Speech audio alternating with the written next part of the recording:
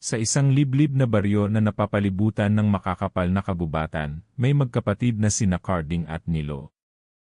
Bata pa lang sila, sanay na silang maghanap buhay sa kung anumang kaya nilang makuha sa paligid.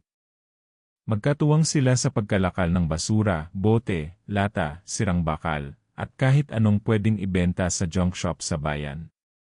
Sa bawat araw na lumilipas, tila ba mas lalo pang lumalalim ang gutom ng kahirapan sa kanilang pamilya, lalo na't mag-isa na lang nilang binubuhay ang kanilang inang si Aling Rosa na matagal nang may sakit at hindi na makalakad. Hindi gaya ng ibang bata sa baryo na naglalaro sa ilalim ng araw, si Carding at Nilo ay araw-araw naglalakad sa mainit na kalsada, dala ang sako at panungkit na gawa sa sanga ng kahoy. Sa murang edad, alam na nila ang halaga ng bawat piraso ng basura. Alam nila kung alin ang mahal at alin ang wala ng kwenta. At sa bawat pagpunta nila sa madidilim na sulok ng baryo, sa tabi ng sapa, o sa may masukal na bahagi ng kabubatan, kabisado na nila ang lahat ng daan, kahit pa yung mga sinasabing iwasan pagdapit hapon. Madalas na ikinukwento ng matatanda sa baryo na may mga nilalang daw sa paligid, mga aswang na matagal nang nagtatago sa anyo ng mga ordinaryong tao. Hindi ito basta alamat lang para sa magkapatid. Sa mga gabing walang buwan, madalas silang makarinig ng mga alulong na parang hindi aso, at may mga aninong gumagalaw sa masukal na bahagi ng gubat. Minsan, nakakita na raw si Carding ng mga mata na pula sa dilim, pero inilihim niya ito kay Nilo para hindi matakot ang nakababatang kapatid.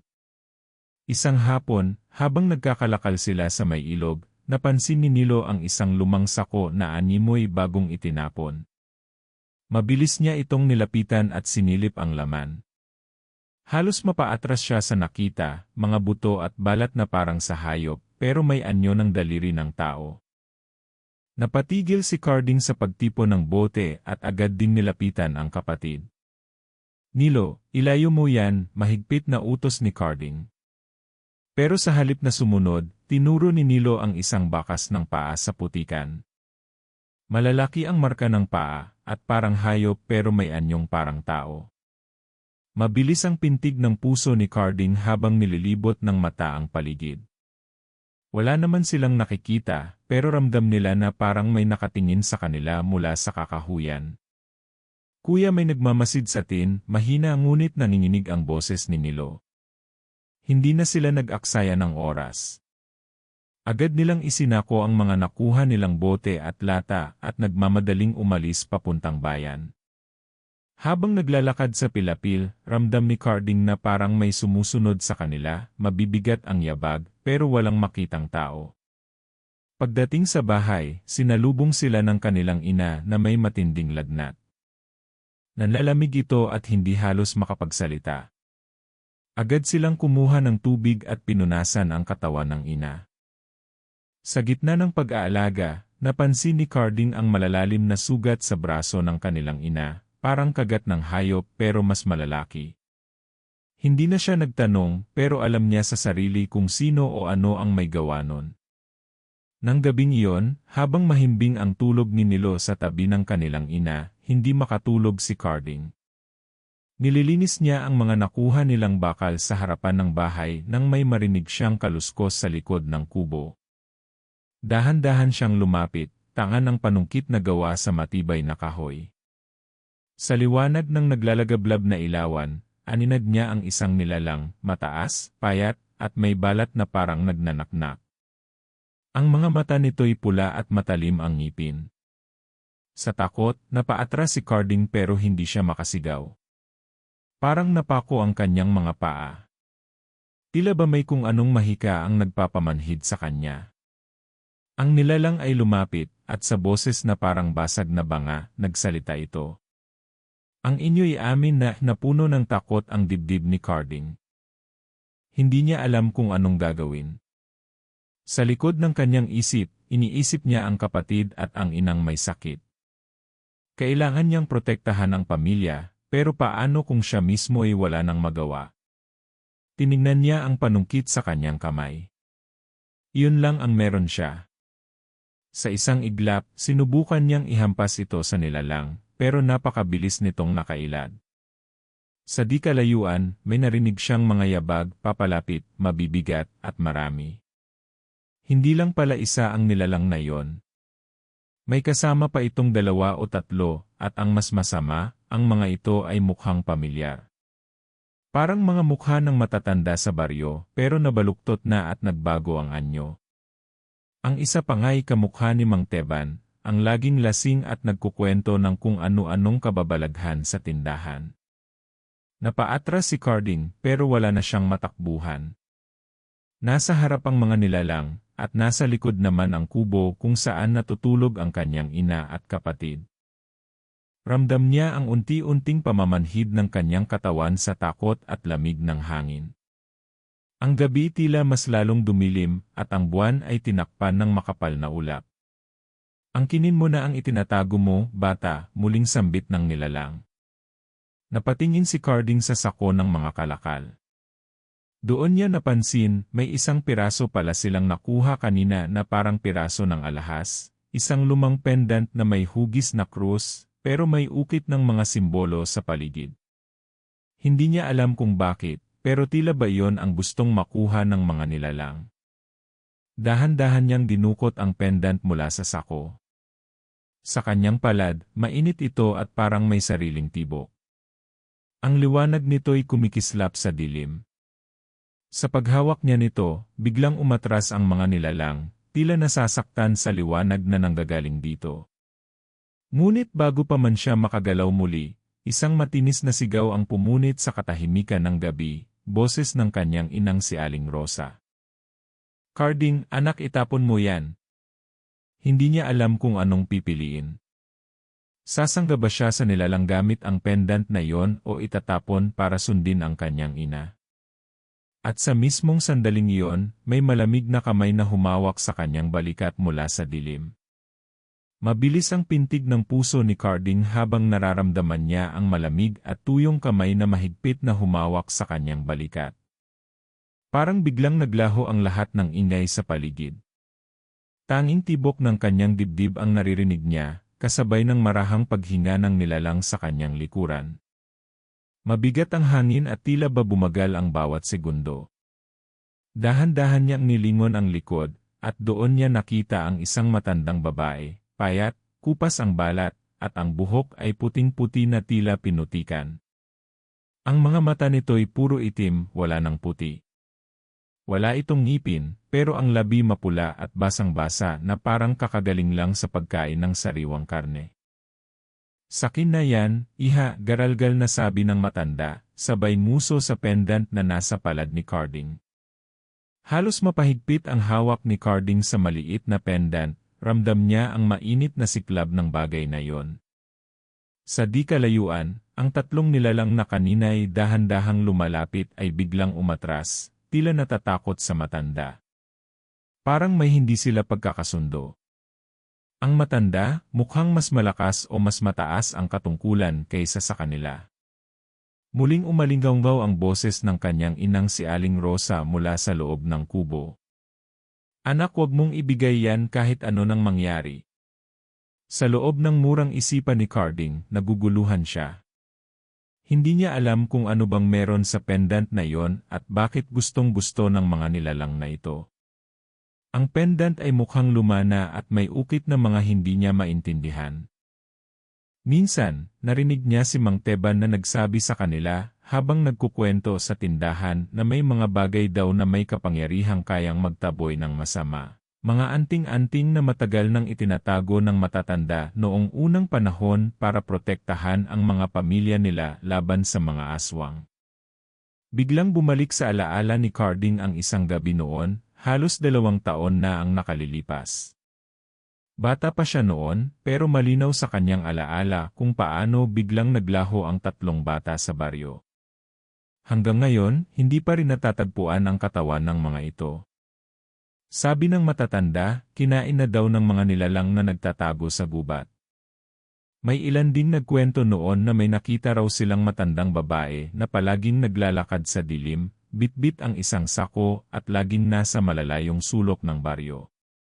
Muling bumalik ang atensyon ni Carding sa matandang babae na nasa harap niya. Parang siya ang matandang ikinukwento ng mga tao noon. Tiningnan niya ang paligid. Wala nang ibang makakatulong sa kanya. Si Nilo at ang kanilang ina nasa loob ng kubo. Ramdam niya ang lamig ng hangin na unti-unting bumabalot sa kanya. Ang mga aninong nagkukubli sa dilim ay unti-unting bumabalik, tila hindi na kayang tiisin ang liwanag na lumalabas mula sa pendant. Anak, gamitin mo iyan, hawakan mong mahigpit, sigaw muli ng kanyang ina. Hindi na nagdalawang isip si Carding. Itinaas niya ang pendant, at biglang sumiklab ang isang malamlam na liwanag na parang apoy na asul. Napaatras ang matandang babae, sabay takip sa kanyang mukha na parang nasusunog sa liwanag. Narinig ni Carding ang pag-ungol ng tatlong nilalang sa likod, parang asong sugatan, bago sila mabilis na naglaho sa dilim. Pero hindi pa doon natapos ang takot niya. Muling narinig ni Carding ang boses ng kanyang ina, pero hindi na ito matatag. Parang nauupos na kandila. Carding, anak, lumapit ka, mabilis niyang tinungo ang loob ng kubo, dala ang pendant. Dito niya nakita ang ina na halos hindi na makapagsalita. Pawisan, nanginginig at ang mga sugat sa katawan ay tila mas lumala pa. Sa tabi nito, si Nilo ay mahimbing pa ring natutulog, hindi man lang nagising sa mga kaguluhan sa labas. Lumuhod si Carding sa tabi ng kama ng ina. Nanay, ano ba to? Ano bang nangyayari sa baryo? Huminga ng malalim si Aling Rosa, pilit pinipigilan ang kanyang sarili na mawalan ng malay. Anak, matagal nang may sumpa ang baryong to, matagal nang may mga nilalang na nagtatago sa anyo ng tao. Ang pendant na yan, isa yan sa ilang bagay na natira sa panahon ng mga ninuno natin. Proteksyon yan, pero may kapalit. Anong kapalit, Nay? Halos pabulong na tanong ni Carding. Hindi na nakasagot si Aling Rosa. Tanging luha na lang ang bumalong mula sa kanyang mga mata. Tila may gustong sabihin, pero wala ng lakas. Bigla may kumalabog sa labas ng kubo. Parang mga yabag ng maraming tao, pero hindi ordinaryong mga hakbang. Mabibigat, parang humahakbang ang mga paa na hindi tao. Maya-maya, may mga aninong nagsilabasan mula sa dilim. Hindi na lang 3. Halos 10 na silang nakapalibot sa paligid ng kubo. Si Carding, bagamat nanginginig, ay mahigpit pa ring hawak ang pendant. Wala siyang ideya kung anong gagawin. Ang alam niya lang, hindi pwedeng mapasakamay ng mga nilalang ang bagay na yon. Sa gitna ng takot, naramdaman niya ang bahagyang paggalaw ng hangin, at sa di kalayuan, may liwanag na sumiklab, isang apoy na tila nagmumula sa malayong bahagi ng kagubatan. Carding, mahinang bulong ng isang tinig mula sa dilim. Hindi niya kilala ang boses. Hindi ito boses ng kanyang ina o kapatid.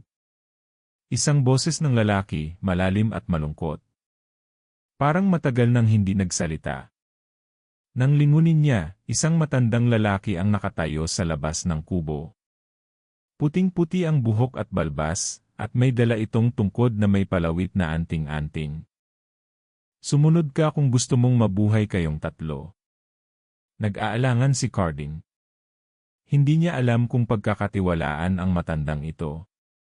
Pero ang mga nilalang sa paligid ay unti-unting lumalapit, at tila hindi natatakot sa matanda.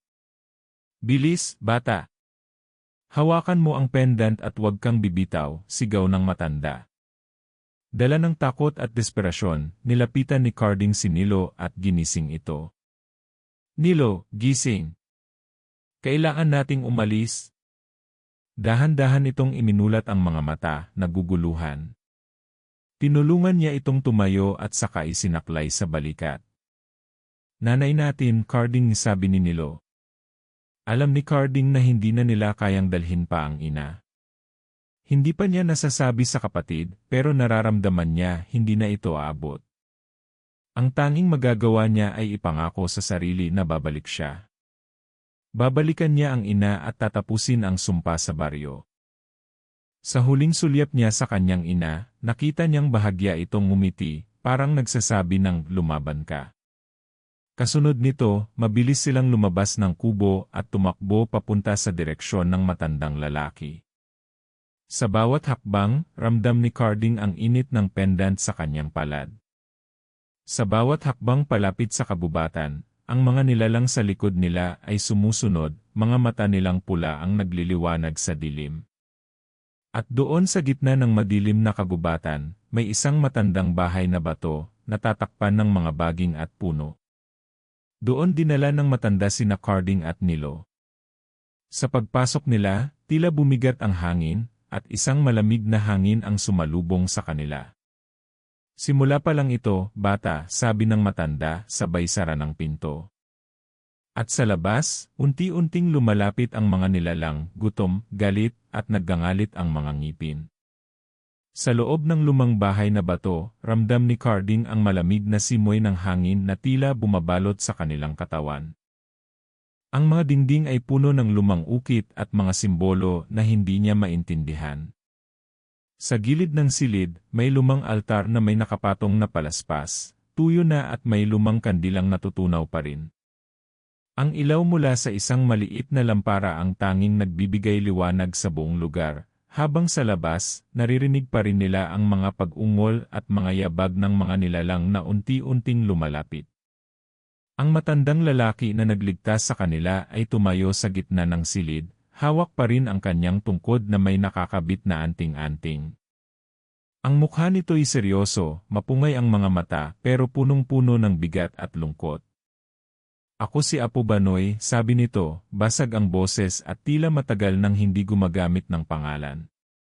Isa ako sa mga huling tagapangalaga ng pendant na yan. At kayong magkapatid kayo na lang ang natitirang may dugo ng mga unang tagapagtanggol ng baryong ito. Napakunot ang noo ni Carding. Hindi niya alam kung anong ibig sabihin ng matanda. Paano siya magiging tagapagtanggol? Wala siyang alam kundi magkalakal ng basura araw-araw. Pero habang pinagmamasdan niya ang pendant na nasa kanyang palad, tila ba may bahagi ng sarili niya na nagising, parang may boses na bulong ng bulong sa kanyang isipan. Apo Banoy, anong meron sa baryong to? Bakit kami? Ano bang totoo?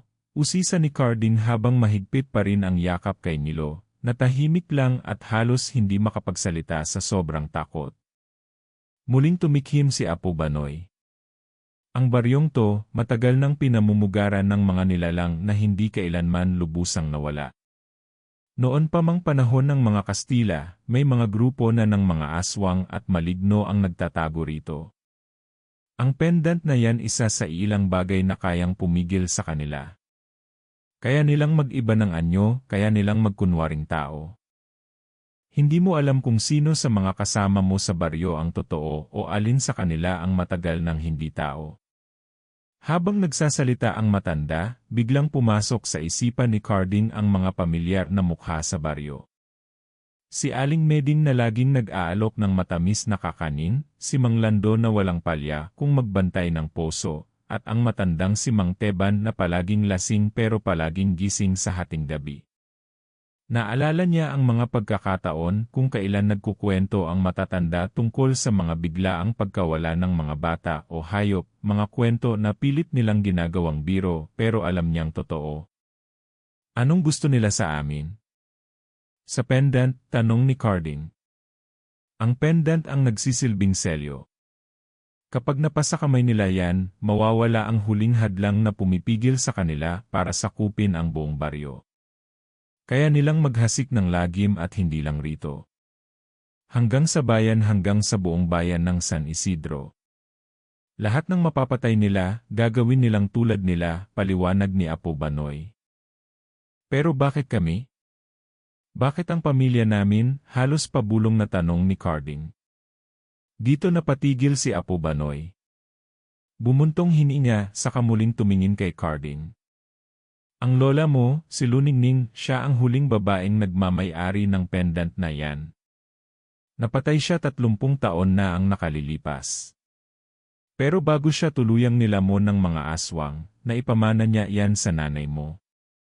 Kaya simula noon, ang ina mo, si Rosa, naging target na nila. Pero matapang ang nanay mo. Ilang beses niyang nilabanan ang mga nilalang. Pero mayong mahina na siya, kayo na lang ang pag-asa. Muling napatitig si Carding sa pendant, ramdam ang init at bigat ng responsibilidad na pilit isinasalo sa murang balikat. Sa labas, narinig muli nila ang mga pag-alulong, mas malakas, mas gutom. Tila ba alam ng mga nilalang na wala na silang ibang takbuhan? Hindi natin pwedeng itago to habang buhay, Apo Banoy. Kailangang tapusin to, mahigpit na sabi ni Carding, bagamat baka sa tinig niya ang takot. Hindi mo kayang mag-isa, bata, tugon ng matanda. Marami pa sa baryo ang hindi mo alam, may mga tao pa na katulad natin. May mga itinatagong anting-anting, may mga lihim na handa ng ilabas.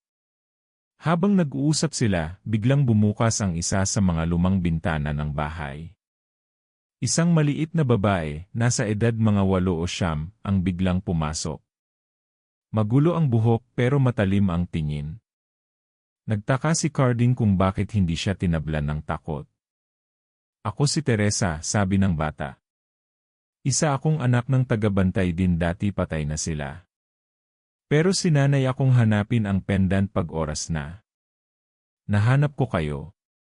Laking gulat ni Carding. Paanong may batang ganito sa gitna ng panganib? Pero tila sanay si Teresa. Dinala niya ang isang supot na may lamang dahon, asin at lumang kandila. Maghanda kayo. May oras pa tayo bago nila makapasok, sabi ni Teresa. Sabay-sabay silang naglatag ng asin sa paligid ng bahay at sinindihan ang kandila. Ayon kay Apo Banoy, kaya nitong pansamantalang pigilan ang pagpasok ng mga nilalang. Pero hindi habang buhay. Habang gumagawa ng proteksyon, ikinuwento ni Teresa na may iba pa silang kailangang kunin, ang bato ng kalinaw na nakatago sa kuweba ng batong buhay. Iyon lang daw ang tanging bagay na pwedeng tuluyang pumatay sa pinuno ng mga aswang, ang matandang babaeng nakita ni Carding kanina. At ang masama, ang kuweba ay nasa gitna ng kagubatan kung saan pinamumugaran ng mas marami pang nilalang. Pag nakuha natin yon, pwede nating iligtas ang baryo, sabi ni Teresa. Napatingin si Carding kay Nilo. Kahit takot, kita sa mga mata ng kapatid ang determinasyong hindi siya iiwan. Hinawakan ni Carding ang kamay ng kapatid at saka tumingin kay Apo Banoy. Kailan tayo alis? Ngayon din, sagot ng matanda. Pagdating ng madaling araw, mawawala ang bisa ng kandila at asin. Kailangan nating makarating sa kuweba bago sumikat ang araw. Sa labas, lumalakas na ang pag-alulong at unti-unting dumadami ang aninong gumagalaw sa dilim. Ang hangin ay tila mas bumigat at ang paligid ay parang nagiging mas malamlam. Sa liwanag ng munting lampara, itinaas ni Carding ang pendant. Sumiklab ang malamlam na asul na liwanag na parabang sumasabay sa tibok ng kanyang dibdib. Tara na, bulong ni Carding. Bago pa mahuli ang lahat. At habang binubuksan nila ang likurang pinto ng bahay, nagsimula na ring gumapang ang mga nilalang sa bubong, sa paligid, at sa lupa. Hindi pa tapos ang gabing iyon. Ang dilim ay lalong tumitindi. Ang baryo ng San Isidro, isang gabing malapit ng malunod sa lagim. Madilim ang kagubatan ng San Isidro. Tanging liwanag mula sa pendant na hawak ni Carding ang nagsisilbing gabay ng magkakampi, habang tinatahak nila ang makipot na daan patungo sa kuweba ng batong buhay. Sa bawat hakbang, naririnig nila ang mga tunog ng sanga na nababali, ang mga kaluskos ng mga hayop sa ilalim ng damuhan, at ang tila humahabol na hangin na may kasamang mabibigat na yabag. Ang dilim ay parang buhay na nilalang na pilit silang nilalamon habang papalapit sila sa pusod ng gubat. Si Teresa ang nauuna sa pila, bitbit ang supot ng asin at mga dahon na inilalagay niya sa mga punong dinadaanan nila bilang pansamantalang proteksyon. Si Apo Banoy naman ay pumapagitna, pinangungunahan ang pagdarasal sa wikang matagal nang hindi ginagamit sa baryo. Si Nilo, bagamat nanginginig at tahimik, mahigpit ang kapit sa laylayan ng kamiseta ni Carding, ayaw magpaiwan. Ramdam ni Carding ang takot ng kapatid pero mas nangingibabaw ang determinasyon nitong sumabay sa laban. Habang naglalakad, bigla na lang nag-ingay ang mga dahon sa bandang kanan. Mabilis na pumihit si Carding at tinaas ang pendant. Sa liwanag nito, nakita nila ang isang pares ng mapupulang mata na nakasilip mula sa likod ng puno. Hindi ito gumalaw pero ramdam ng lahat ang nakakakilabot na presensya nito. Walang sabi-sabi, binilisan nila ang lakad. Ang mga anino sa paligid ay lalong dumami at unti-unting lumalapit. Nandyan na sila, bulong ni Teresa. Bilisan natin. Malapit na tayo, tugon ni Apo Banoy. Hindi na mabilang ni Carding kung gaano nakatagal sila naglalakad. Ang mga puno ay tila pare-pareho at paulit-ulit. Ang daan ay parang walang katapusan. Hanggang sa wakas, may nakita silang isang malaking bato na hugis mukha ng tao, ang batong buhay. Sa bibig ng batong iyon ay ang lagusan patungo sa kuweba. Diyan sa loob, sabi ni Apo Banoy habang hinihingal sa pagod. Paglapit nila sa kuweba, biglang bumagsak ang ulan. Malalakas ang patak at ang langit ay parang nahati sa mga kulog at kidlat. Ramdam ni Carding ang malamig na tubig sa kanyang balat. Pero hindi niya inalintana. Sa isip niya, kailangan nilang makuha ang bato ng kalinaw bago pa sila matunton ng mga nilalang. Pagpasok nila sa kuweba, agad na sumalubong ang amoy ng lumang lupa at bulok na halaman. Mabigat ang hangin sa loob at tanging liwanag mula sa pendant at kandila ang nagsilbing gabay nila. Ang dingding ng kuweba ay puno ng mga ukit, mga mukha ng matatandang lalaki at babae, mga hayop na may pakpak, at mga mata na tila nakamasid sa kanila. Dito nagmula ang unang tagapagtanggol ng San Isidro, paliwanag ni Apo Banoy. At dito rin nakatago ang bato. Habang papalalim sila sa loob ng kuweba, tila lalong bumibigat ang pakiramdam ni Carding. Parang may kung anong bumubulong sa kanyang tenga, mga salitang hindi niya maintindihan. Sa bawat hakbang niya, parang may malamig na kamay na humahawak sa kanyang balikat. Mabilis tayo. Malapit na sila, sabi ni Teresa. Biglang nagliyab ang pendant sa kamay ni Carding, kasabay ng malalakas na sigaw mula sa labas ng kuweba. Mula sa lagusan, may mga aninong nagsulputan, mapupula ang mata at naglalaway. Mga nilalang na dati tao, ngayon ay halimaw na. May mga mahahaba ang kuko, may ilan na may pakpak at mahahabang dila. Tara, Carding! Dito, sigaw ni Teresa habang hawak ang isang sanga ng kahoy na may apoy sa dulo. Nag-uunahan sila papunta sa isang maliit na hukay sa gitna ng kuweba. Sa loob ng hukay na yon, isang bilog na bato ang nakapatong sa altar. Ang bato ng kalinaw. Kumikinang ito ng maputlang asul habang ang paligid ay unti-unting nilalamon ng dilim. Makuha natin to, tapos na to, sabi ni Apo Banoy, hawak ang kanyang tungkod. Mabilis na lumapit si Carding at inabot ang bato. Ngunit sa paghawak niya rito, biglang nagdilim ang kanyang paningin. Parang dinala siya sa ibang mundo. Nakita niya ang mga nangyari noon, ang unang paglusob ng mga aswang sa baryo, ang lola niyang si Luningning na nilalabanan ang mga halimaw gamit ang pendant at bato ng kalinaw. Nakita niya ang mukha ng pinuno ng mga aswang, ang matandang babae na nakita niya kanina, mas matanda, mas nakakakilabot. Huwag mong hayaan, huwag mong ibigay sa kanila, boses ng kanyang lola. Nagising si Carding mula sa bisyon nang maramdaman niya ang matalim na kuko na dumapo sa kanyang balikat. Isang aswang na lalaki, puti ang mata at puno ng dugo ang mukha. Mabilis siyang umiwas at itinaas ang pendant. Napaatras ang nilalang pero hindi pa rin tuluyang umaalis. Tulungan mo ko, Teresa, sigaw niya. Agad na inihagis ni Teresa ang supot ng asin sa paligid, naglikha ng manipis na usok na nagpatigil saglit sa paglapit ng mga halimaw. Si Apo Banoy naman ay sumigaw ng dasal habang tinuturok ng kanyang tungkod ang lupa. Ngunit hindi nagtagal, dumating ang pinuno ng mga aswang. Ang matandang babae na may mahabang buhok at baluktot na katawan. Ang mga mata nito ay tila apoy na pulang-pula. Ibigay niyo sa akin ang bato at papatawarin ko kayo, sabi ng matandang aswang, ang boses ay parang lagitik ng tuyong kahoy. Hindi ka na makakabalik sa baryo, matanda, sigaw ni Carding, bagamat nanginginig ang tuhod. Lumapit pa ang mga halimaw. Nagsimula nang lumiit ang bilog ng asin. Nauupos na rin ang kandila. Tila wala na silang ibang pupuntahan. Si Nilo, hawak-hawak ang laylayan ng suot ni Carding, ay biglang tumayo sa gitna at hinarap ang matandang aswang. Wala kang karapatan sa baryo namin. Hindi ka namin ibibigay kahit kailan, sigaw ng bata. Matapang ka, bata, ngisi ng matanda. Mas masarap kainin ang pusong puno ng tapang. Sa isang iglap, biglang nagsikilos ang mga halimaw.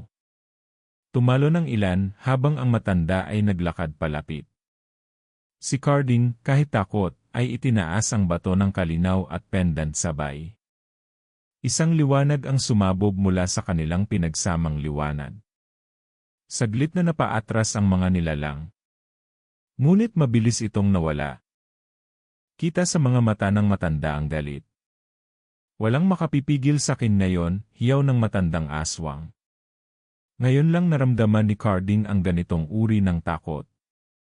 Ang lamig ng paligid, ang amoy ng dugo at basang lupa, ang mga matang nagbabantang sumunggab sa kanila anumang oras. Tila sabay-sabay na gumagalaw ang oras at humihinto. Carding, sigaw ni Apo Banoy ang dasal. Ulitin mo ang dasal ng mga tagapagtanggol. Pero hindi alam ni Carding ang dasal. Hindi niya iyon natutunan. Wala siyang naaalala. Tanging ang tibok ng kanyang puso at ang sigaw ni Nilo ang naririnig niya. Kuya, kaya mo yan. Sa gitna ng kaguluhan, muling lumiwanag ang pendant. Parang may nagbubukas na tinig sa kanyang isipan. Isa-isang dumaan ang mga salitang tila isinulat sa hangin. Sa wakas, may naalala siya. Pero bago niya masambit, isang malakas na sigaw ang narinig mula sa labas ng kuweba. Apo Banoy! Teresa! Carding! Nandito kami! Isang grupo ng mga lalaki, hawak ang mga sulo, patalim, at anting-anting ang biglang sumugod papasok. Sila ang mga natitirang tagapagtanggol ng baryo, mga lihim na matagal nang nagkukubli. Lumakas ang loob ni Carding.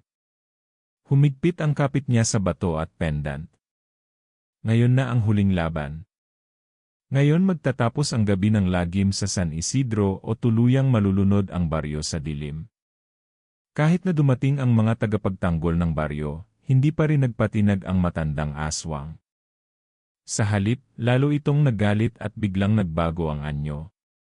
Ang dating baluktot na katawan ay naging matangkad, ang buhok ay humaba at kumapal na parang usok, at ang mga kuko ay humaba ng parang kutsilyo. Ang mga mata nito'y nagliliyab ng kulay dugo, habang tumitili ng isang malakas na sigaw na nagpalipad sa mga dahon at bato sa loob ng kuweba. Hindi niyo ako matatalo kahit kailan, sigaw ng matanda. Nang makita ni Carding ang pagbabagong anyo nito, biglang sumikip ang kanyang dibdib. Hindi ito ordinaryong aswang.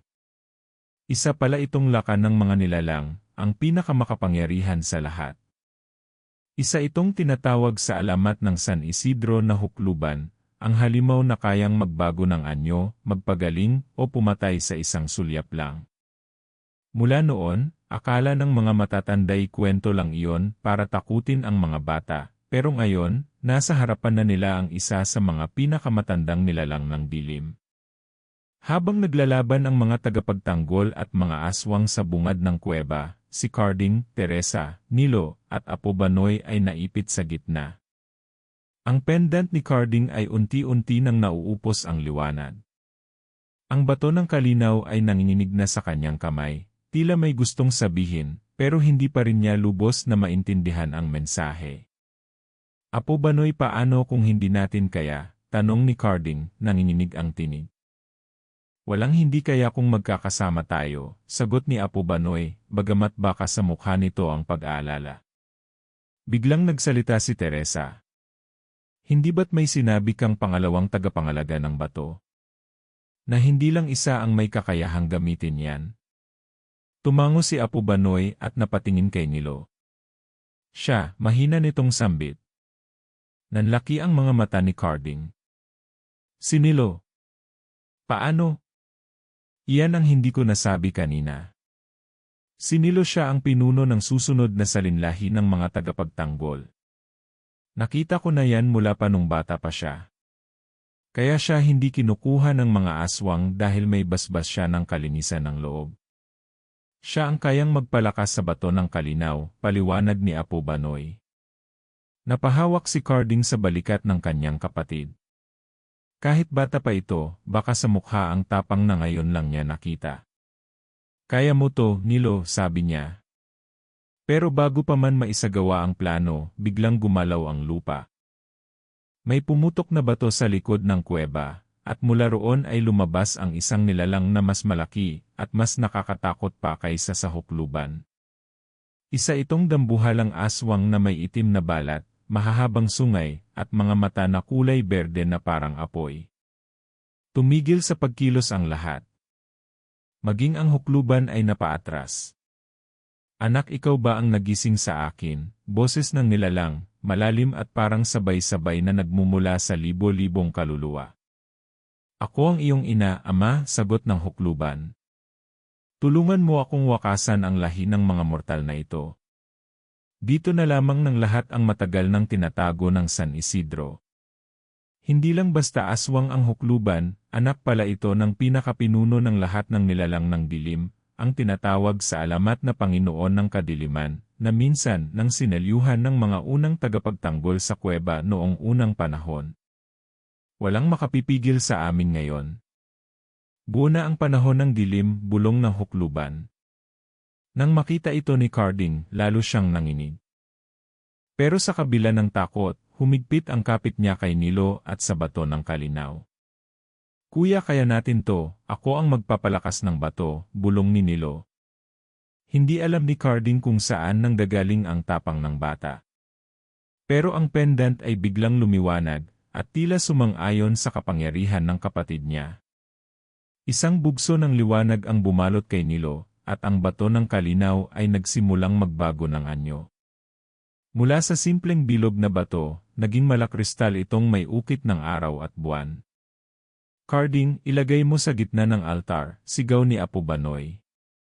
Sa gitna ng kaguluhan at ingay ng labanan, mabilis na isinugod ni Carding ang bato sa gitna ng altar. Si Nilo naman ay humawak sa pendant at nagsimulang magdasal ng salitang parang kusa niyang natutunan sa isipan. Ngunit bago pa tuluyang lumiwanag ang bato, biglang sumugod ang hukluban papunta kay Nilo.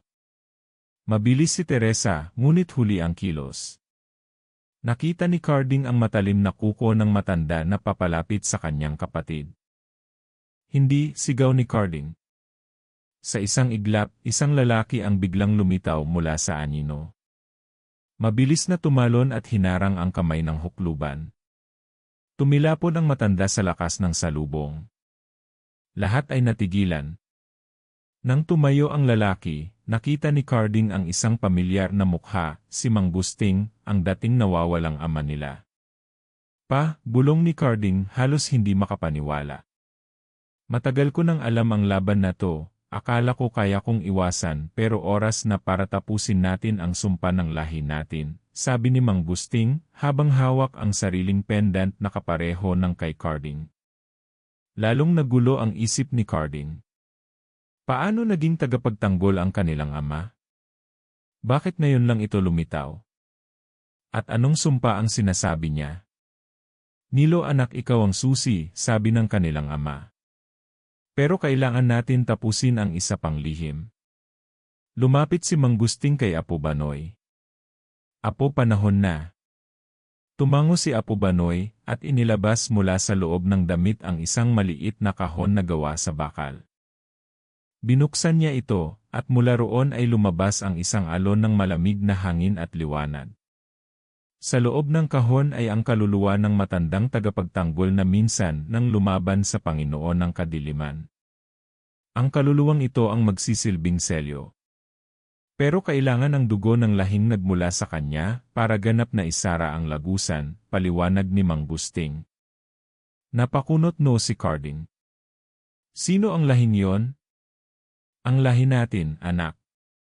Tayo ang mga huling salinlahi ng mga unang tagapagtanggol. Kaya hindi tayo kinukuha ng mga nilalang. Hinintay nila tayong magpakita, dahil tayo ang tanging makapagsasara ng lagusan, malungkot na sagot ni Mang Gusting. Bago pa man makapagsalita si Carding, nagsimulang lumapit muli ang hukluban at ang kanyang ama, ang Panginoon ng kadiliman. Sa mga mata ng magkapatid, ngayon pa lang talaga magsisimula ang tunay na laban. At kung hindi sila magtatagumpay tuluyan ng babalot sa dilim ang baryo ng San Isidro at ang buong mundo. Sa gitna ng kumukulong dilim at kaguluhan sa loob ng kuweba, humigpit ang hawak ni Carding sa bato ng kalinaw habang patuloy na sumisiklab ang apoy sa paligid. Naririnig niya ang malalakas na sigawan ng mga tagapagtanggol sa labas at ang mga halakhak ng mga aswang na unti-unting nagsasama-sama sa ilalim ng utos ng hukluban. Si Nilo naman, kahit nanginginig ang mga kamay, ay buong tapang na humawak sa pendant sa kanyang leg. Sa mga mata ng bata, makikita ang pag-aalab ng pag-asa, kahit sa gitna ng nakakatakot na sitwasyon. Ang Panginoon ng kadiliman, na ngayoy ganap ng nagising mula sa kanyang mahaba at malupit na pagkakatulog, ay muling nagsalita. Ang kanyang tinig ay parang lumulusot sa mismong mga ugat ng mga puno at sa hangin ng buong baryo. Ibigay niyo sa akin ang bato ng kalinaw at kayo'y bibigyan ko ng kapatawaran, wika ng dambuhalang nilalang habang nakatingin sa magkapatid.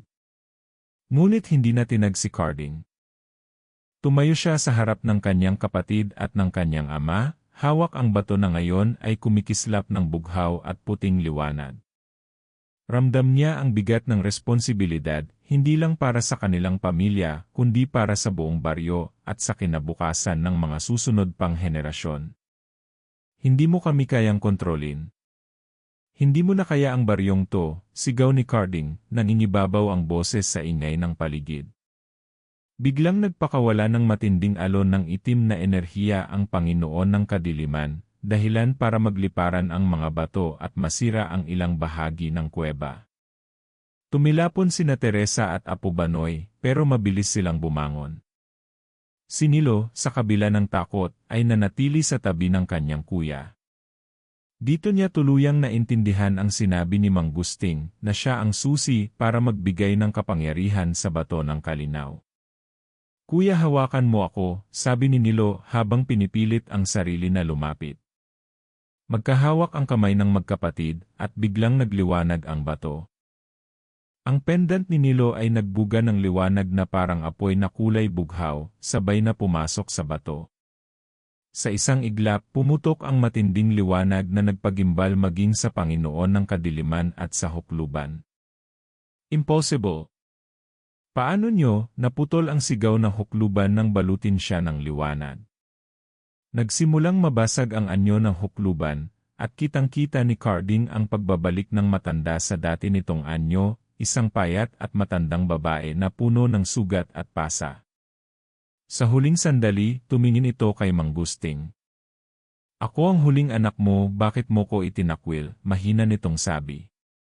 Dito biglang napatigil si Carding at Nilo. Pati si Mang Gusting ay natigilan. Lahat sila ay hindi makapaniwala sa narinig.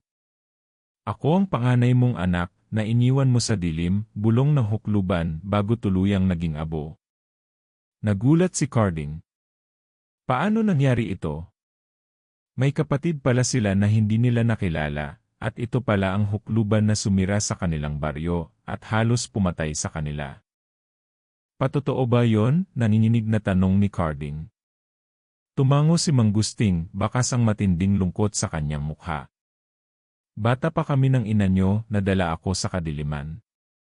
Nagkaanak ako ng hindi ko alam, at dinala siya ng mga nilalang ng dilim. Akala ko wala na siya, pero siya pala ang hukluban. Lahat ng to, kasalanan ko. Bago pa man nila masapol ang lahat ng sinabi ng kanilang ama, biglang lumakas ang sigaw ng Panginoon ng kadiliman. Ang kanyang katawan ay nagbabago, lumiliit at tila humihina. Hindi pa tapos to, sigaw nito. Mabilis na inabot ni Nilo ang bato kay Carding. Kuya, sabay tayo. Magkahawak nilang itinaas ang bato ng kalinaw. Sa lakas ng enerhiya nito, isang bugso ng liwanag ang pumulupot sa buong kuweba, at unti-unting nilamon ang nilalang. Sumigaw ang Panginoon ng kadiliman, at kitang-kita ng magkapatid ang libo-libong kaluluwa na pumupuslit mula sa katawan ng halimaw habang ito'y unti-unting nagiging abo. Sa huling sandali bago ito tuluyang maglaho, isang kakaibang anyo ng bata ang lumabas mula sa ulap ng abo, isang batang babae na mukhang 5 taong gulang, nakasuot ng lumang damit at may luha sa mga mata. Ako sana'y gusto lang makasama kayo, mahinang tinig nito bago maglaho. Sabay na bumagsak ang katahimikan sa buong kuweba. Maging ang labas nito, naglaho na rin ang mga aswang, na parabang natunaw sa hangin. Wala nang dilim. Ang mga bituin sa langit ay muling nagningning. Tumulo ang luha ni Carding at Nilo. Hindi dahil sa takot o lungkot, kundi sa bigat ng katotohanang nabunyad. Isang kapatid na hindi nila nakilala, isang lihim na matagal nang itinago, at isang baryong matagal nang ginapos ng takot, ngayon ay malaya na. Paanong gagawin natin ngayon? Tanong ni Nilo habang pinupunasan ang luha. Lumapit si Mang Gusting, yumuko sa harap ng mga anak at niyakap silang dalawa. Tayong 3 na ang magbabantay sa San Isidro. Hindi na mauulit ang dilim na to. Pangako ko yan sa inyo. Naglakad silang palabas ng kuweba. Sa labas, sinalubong sila ng mga tagapagtanggol at ng mga taong bayan. Napuno ng luha at halakhakan ang gabi. Tila isang masamang panaginip ang lahat ng nangyari. Pero bago sila tuluyang makalayo, biglang may sumambulat na liwanag mula sa pinagmulan ng kuweba. Sa lupa kung saan naglaho ang Panginoon ng kadiliman, isang maliit na halaman ang sumibol. Kulay itim ang mga dahon pero may liwanag na kulay bughaw sa gitna. Napatingin si Apo Banoy. Hindi pa tapos ang lahat, may binhi pa ng dilim. Kailangang bantayan. Tumango si Carding. Hindi kami aalis dito. San Isidro ay para sa mga anak ng liwanag. At habang unti-unting lumiliwanag ang silangan, alam ng lahat, tapos na ang isang yugto ng alamat. Pero sa bawat baryo, sa bawat kwento, may panibagong misteryo na muling mabubuo. At ang sanlibutan ng dilim kailanman ay hindi tuluyang naglalaho. Habang tahimik na ang paligid, naglakad sina Carding, Nilo, at Mang Gusting palayo sa kuweba. Ramdam pa rin nila ang bigat ng mga nangyari, pero sa bawat hakbang, unti-unting bumabalik ang hangin ng baryo sa dati nitong preskong amoy. Ang liwanag ng buwan ay tila mas maliwanag ngayon, at ang mga bituin, parang nagbabantay mula sa langit. Ang mga tao sa baryo, isa-isang lumabas mula sa mga bahay at taguan, at nang makita nilang buhay ang mag-aama, sabay-sabay silang nagpalakpakan at nag-iyakan sa tuwa. Salamat sa Diyos, tapos na, mahina ngunit puno ng pasasalamat na sabi ni Aling Pina, ang matandang herbalista ng baryo. Pero kahit nagdiriwang ang lahat, si Carding ay parang may nararamdaman pa ring kakaiba. Para bang may bahagi ng dilim na hindi pa rin tuluyang naglalaho. Napalingon siya sa kuweba. Naramdaman niya ang malamig na hangin na biglang dumaan, at sa dulo ng kanyang pandinig, may marahang tinig siyang narinig, isang boses ng bata. Kuya, napalingon siya, pero wala namang tao. Pinilit niyang iwaksi sa isipan ang narinig, iniisip na baka dahil lang sa pagod at takot na naranasan nila. Sabay silang naglakad pa uwi kasama ang ibang mga taga-baryo. Nang makarating sa kubo nila, agad nilang niyakap si Inay Rosa, na matagal nang nagdasal sa altar habang hinihintay ang kanilang pagbabalik. Anak, salamat at buhay kayo, umiiyak nitong sabi habang mahigpit na niyayakap ang magkapatid.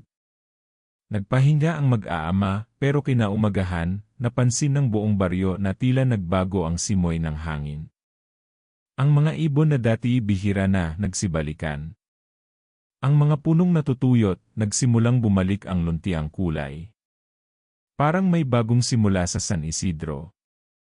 Habang abala ang mga tao sa paglilinis at pagpapanumbalik ng baryo, naisipan ni Carding at Nilo na bumalik sa kuweba upang siguraduhin kung talagang wala nang natitirang panganib. Pagdating nila doon, nakita nilang wala na ang mga labi ng Panginoon ng kadiliman at nihukluban. Ang dating madilim na kuweba ay tila naging ordinaryong kuweba na lang, maliban sa isang sulok, ang lugar kung saan tumubo ang kakaibang halaman. "Kuya, tingnan mo to," tawag ni Nilo habang inilalapit ang kamay sa halaman. Maliit ito, itim ang mga dahon pero may bughaw na liwanag sa gitna. Parang buhay na may sariling tibok. Sa ilalim nito, may nakalibing na bagay, isang maliit na kahon na yari sa kahoy at may sinaunang ukit. "Ano yan?" tanong ni Carding, sabay dukot at paghuhukay gamit ang kanyang kamay. Pagkabukas nila sa kahon, laking gulat nila nang makita ang isang lumang larawan. Larawan ng isang pamilyang mag-anak, may mag-asawa at 3 bata. Isa sa mga bata roon, kapansin-pansing kamukha ni Carding. At ang isa, kamukha ni Nilo. Pero ang ikatlo, isang batang babae na may kapareho ng pendant na suot ni Nilo noon. "Hindi ako nagkakamali, to yung batang nakita natin kagabi bago maglaho ang Panginoon ng kadiliman," mahina ngunit kinakabahan na sabi ni Carding. Kasama sa kahon ng isang sulat, luman at halos mabura ang tinta pero mababasa pa ang ilang salita. Sa sinumang makakakita bantayan ang binhi, hindi tuluyang namamatay ang dilim. Napalunok si Carding. Agad niyang sinara ang kahon at muling ibinaon ito sa ilalim ng halaman. "Kuya, anong gagawin natin?" tanong ni Nilo, halata sa tinig ang kaba. "Hindi natin ito pwedeng iwan. Pero hindi rin natin pwedeng galawin ngayon. Kailangan nating bantayan. At kung darating ang panahon na muling babalik ang dilim, tayo ang magiging tagapagtanggol." Nagkasundo silang dalawa. Itinanim nila ang bato ng kalinaw sa tabi ng halaman, para ito na mismo ang magbantay sa binhi ng kadiliman.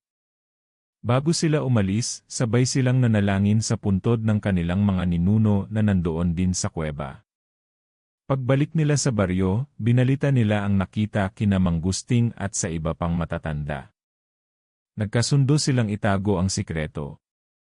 Simula noon, tuwing bilog ang buwan, may nagbabantay sa kuweba. Ang magkapatid, mula sa pagiging mga alakal ng basura, ay naging mga tagapagbantay ng baryo laban sa kadiliman. Lumipas ang mga taon. Tahimik at payapa ang San Isidro. Pero isang gabi, habang naglalakad si Carding pauwi mula sa tabing ilog, may narinig siyang yapak sa kanyang likuran. Paglingon niya, walang tao. Maya-maya, isang malamig na hangin ang dumaan, at sa dulo ng kanyang pandinig, muli niyang narinig ang mahinang tinig ng bata. "Kuya, di pa ko tapos," agad siyang napalingon sa direksyon ng kuweba. Mula roon, may munting liwanag na bughaw ang sumilay. Napakapit si Carding sa pendant na suot niya. Ngayon lang ulit niya naramdaman ang ganong kilabot, isang paalala na kahit gaano kalawak ang liwanag, laging may anino sa paligid. At doon niya naisip, ang kwento ng San Isidro ay hindi pa pala tapos. May binhi pa ng dilim na naghihintay ng tamang pagkakataon. Isang alamat na muling babangon. Kaya habang ang iba ay naniniwalang tapos na ang alamat ng mga aswang sa baryo, tanging ang mga tagapagbantay ang nakakaalam ng totoo.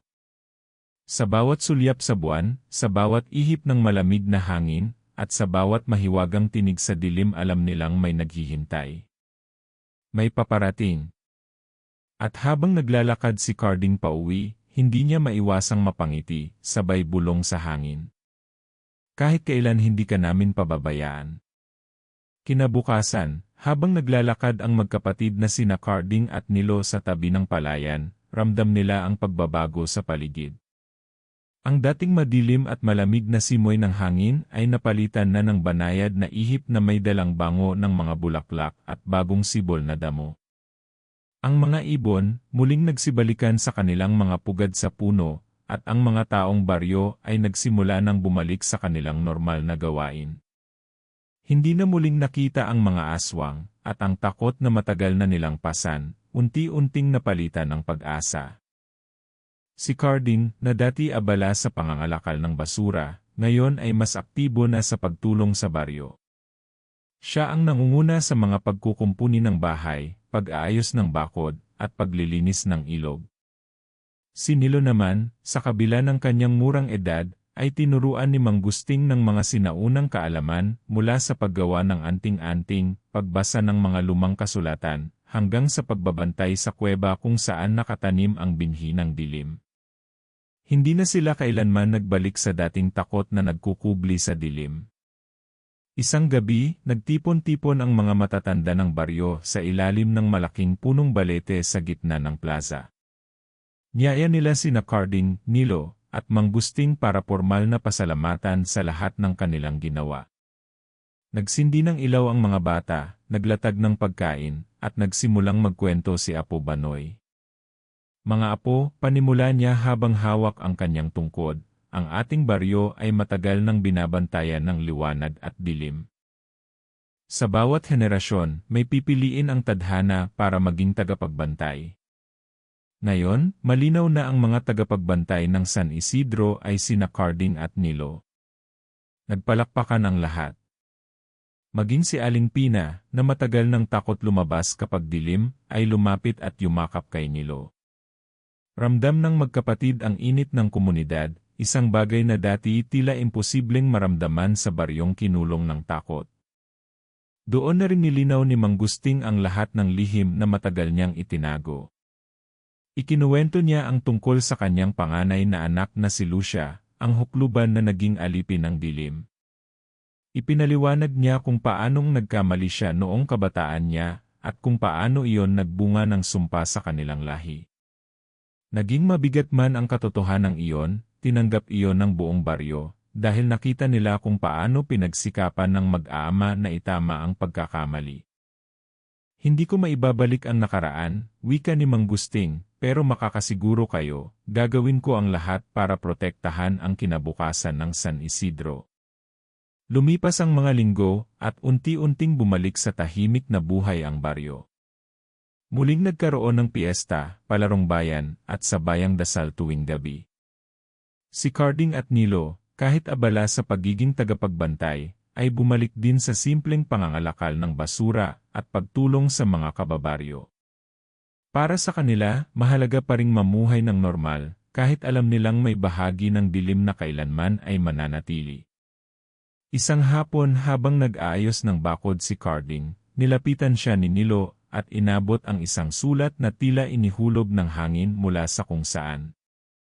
Nang buksan nila, nakita nilang ito ay may lumang tinta at nakasulat sa sinaunang baybayin. Ang binhi ng dilim ay hindi kailanman tuluyang namamatay. Bantayan niyo ang liwanag, dahil sa bawat liwanag, may aninong nagkukubli. Hindi nila alam kung sino ang nagpadala. Pero imbes na katakutan, tinanggap nila ito bilang paalala na ang laban ay hindi natatapos, at kailangan nilang maging handa kahit kailan. Si Apo Banoy ang lumapit sa kanila noon at sinabi, "Ganyan talaga mga apo. Ang kwento ng bawat baryo ay walang katapusan. Sa bawat panibagong sikat ng araw, may kasabay na kwento ng dilim. Pero ang mahalaga, may mga taong hindi sumusuko." Mula noon, naging simbolo ng bagong simula ang San Isidro. Ginawang lugar ng pag-aaral ng kabataan ang dating kuweba, kung saan itinuturo ang kasaysayan ng kanilang baryo, ang alamat ng mga aswang, at ang tapang ng magkapatid na Carding at Nilo. Ginawang anting-anting ang maliit na bato ng kalinaw, isinabit sa altar ng simbahan, upang magsilbing paalala sa lahat. Naging inspirasyon ang kwento nila sa mga karatig baryo. Dumadayo ang ibang mga tao upang makinig sa kwento ng dalawang magkuya na mula sa simpleng mangangalakal ng basura ay naging tagapagligtas ng buong komunidad. Sa bawat pagdating ng bagong bisita, laging ikinukwento ni Carding ang gabing nilabanan nila ang dilim at kung paano ang tapang, pagmamahal sa pamilya, at pananalig sa Diyos ang nagbigay sa kanila ng lakas. Dumating ang panahong si Nilo ay naging ganap na binata at si Carding ay nagkaroon na rin ng sariling pamilya. Bagamat masaya at payapa na ang buhay, hindi nila kinalimutan ang tungkuling iniatang sa kanila. Tuwing bilog ang buwan, inaakyat pa rin nila ang kuweba, dinadalhan ng bulaklak ang puntod ni Lucia, at tinitingnan kung kumusta ang binhi ng dilim. At sa bawat gabi ng tahimik na baryo, kung saan ang mga ilawan ay kumikislap at ang mga bata ay naglalaro sa labas, minsan ay may maririnig kang bulong ng hangin. May kasabay na tawag. Tagapagbantay, salamat. Minsan, akala ng iba, gawa-gawa lang. Pero para kina Carding at Nilo, totoo ang lahat ng alamat. Totoo ang dilim, totoo ang mga nilalang na nagkukubli sa gabi. Pero higit sa lahat, totoo ang tapang ng isang pusong handang lumaban para sa bayan, para sa pamilya. Kaya sa huling pagkakataon, bago nila iniwan ang kuweba ng gabing iyon, tumayo si Carding at Nilo sa harap ng halaman ng binhi ng dilim. Hawak ang pendant at bato ng kalinaw, sabay silang nanalangin. At kung darating man muli ang dilim, kami pa rin ang magbabantay. Sabay silang umiti at naglakad pa uwi, habang ang buwan sa itaas ay patuloy na nagbigay ng liwanag sa baryo ng San Isidro, isang baryong minsang nilamon ng dilim, pero hindi kailanman nagpagapi. Doon nagtapos ang alamat ng magkapatid na mangangalakal ng basura, na naging mga tagapagligtas ng kanilang baryo, laban sa mga aswang at kadiliman. Isang kwentong puno ng aral tungkol sa katapangan, kapatawaran, at walang hanggang pagmamahal sa pamilya. At kung sakaling marinig mo ang hangin na tila may binubulong sa gabi, tandaan mo, hindi kailanman natutulog ang mga tagapagbantay ng San Isidro.